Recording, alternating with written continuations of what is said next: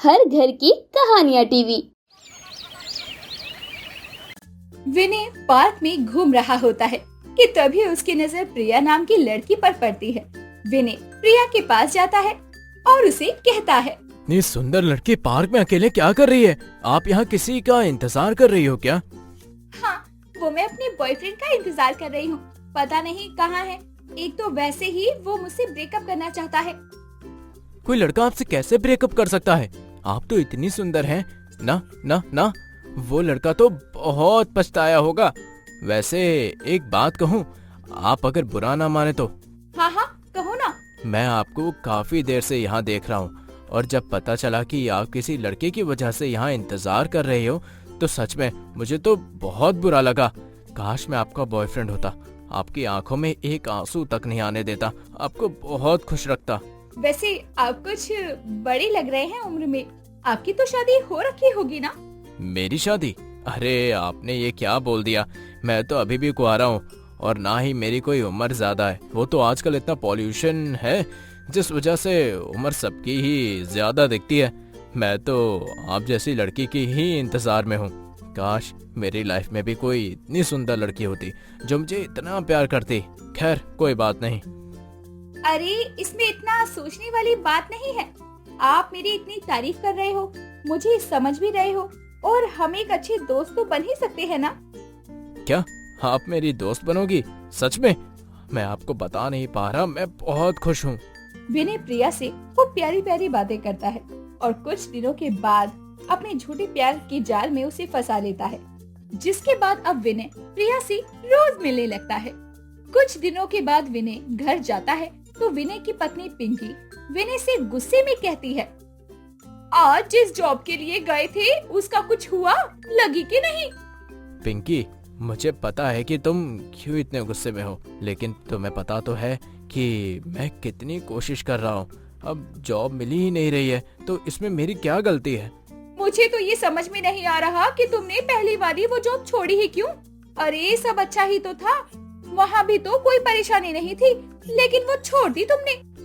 जब वहाँ काम मुझसे ज्यादा करवा रहे हैं और सैलरी कम देते हैं तो वहाँ मैं काम ही कैसे करूँ, इसलिए मैंने जॉब छोड़ दी। अरे वाह वाह वाह, तुमसे ही तो एक ज्यादा काम लेती थी ना वो। वहाँ मैं भी तो काम करती थी, उसे तो ज्यादा काम नहीं लिया। और रही बात जॉब छोड़ने की, तो आप घर पर बैठकर तो जैसे बहुत अच्छी लग रही हो ना तुम। अब कोई जॉब तो कर ही नहीं रहे हो, अब तो खुश हो ना? तो मेरी पत्नी हो पिंकी, अगर तुम ही मुझे नहीं समझोगी तो मुझे कौन समझेगा? देखो मुझे पता है अकेले घर संभालना कितना मुश्किल होता है, लेकिन जैसे ही मुझे अच्छी नौकरी मिलेगी मैं वापस से काम करने लग जाऊंगा। तुम्हारी हरकतों से तो नहीं लग रहा कि तुम्हें कोई अच्छी नौकरी मिलने भी वाली है। अगर तुम इस बात से मुझ पर गुस्सा हो रही हो कि तुम्हें मुझे पैसे देने पड़ रहे हैं तो ठीक है, मत दो। मैं कहीं ना कहीं से अपने लिए कुछ कर लूंगा, लेकिन अब मैं तुमसे पैसे नहीं लूंगा। सॉरी विनी, वो बस मैं थोड़ी अपसेट थी इसीलिए बोल दिया। मेरा वो मतलब नहीं है। मैं बस तुम्हारी चिंता करती हूँ, हमारे फ्यूचर के बारे में सोचकर परेशान हूँ कि कैसे सब होगा। सॉरी, मैं अब आगे से तुम्हें कुछ भी नहीं बोलूंगी। अरे पिंकी, तुम सॉरी क्यों बोल रही हो? तुम भी तो परेशान हो। मैं समझ सकता हूँ कि तुम परेशान हो। मुझे अब एक जॉब मिली थी, लेकिन उन्होंने कुछ पैसे मांगे मुझसे, इसलिए मैंने वो जॉब एक्सेप्ट नहीं की। अरे तो मुझे क्यों नहीं बताया तुमने? मैं हूँ ना, बताओ कितने पैसे चाहिए? 3000 रुपए चाहिए, लेकिन कोई बात नहीं, छोड़ो। विनय, मैं जो भी कर रही हूँ वो हमारे लिए ही तो कर रही हूँ, और तुम्हें मेरी कसम है अगर तुम्हें आगे भी कभी पैसों की जरूरत हुई तो तुम मुझे बताओगे। विनय पिंकी के प्यार का फायदा उठाता है और पिंकी से पैसे लेकर बाकी लड़कियों पर उड़ाता रहता है। ऐसे ही एक दिन विनय गीत नाम की लड़की के लिए फूलों का गुलदस्ता लेकर जाता है। देखो मैं तुम्हारे लिए क्या लाया। मुझे पता है कि तुम्हें फूलों के गुलदस्ते बहुत पसंद है, इसलिए मैं तुम्हारे लिए खास लाया हूँ। बताओ कैसा लगा तुम्हें?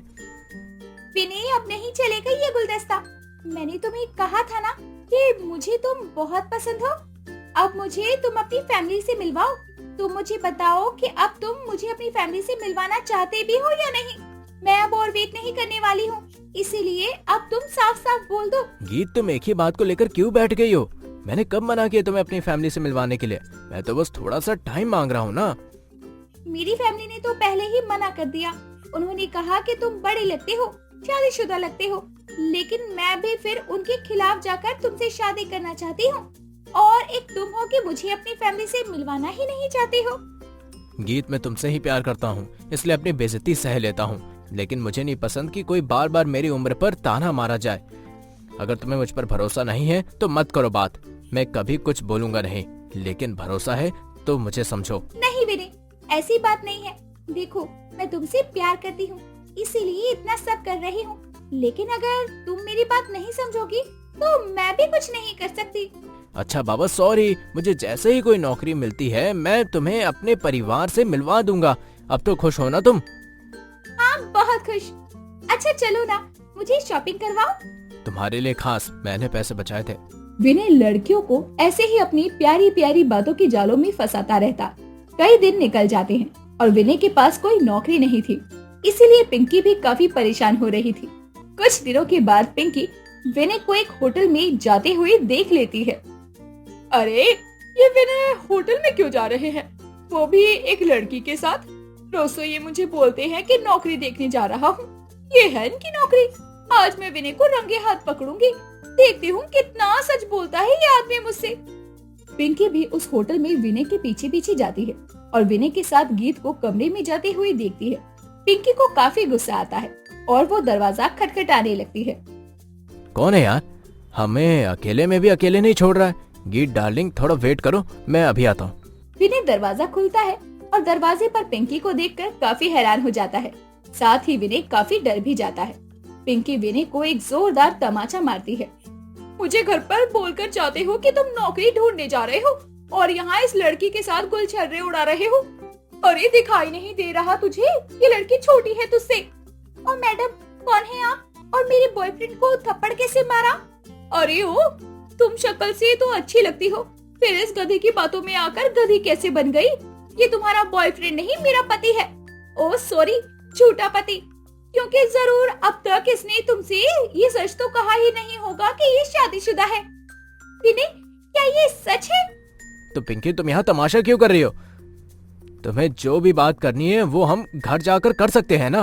अरे, ये तो सोच ही मत कि घर पर अब मैं तुझे बात भी करने दूंगी खुद से।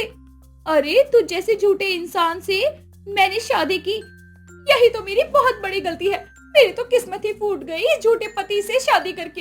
हाय, मैंने तो अपनी जिंदगी बर्बाद कर ली।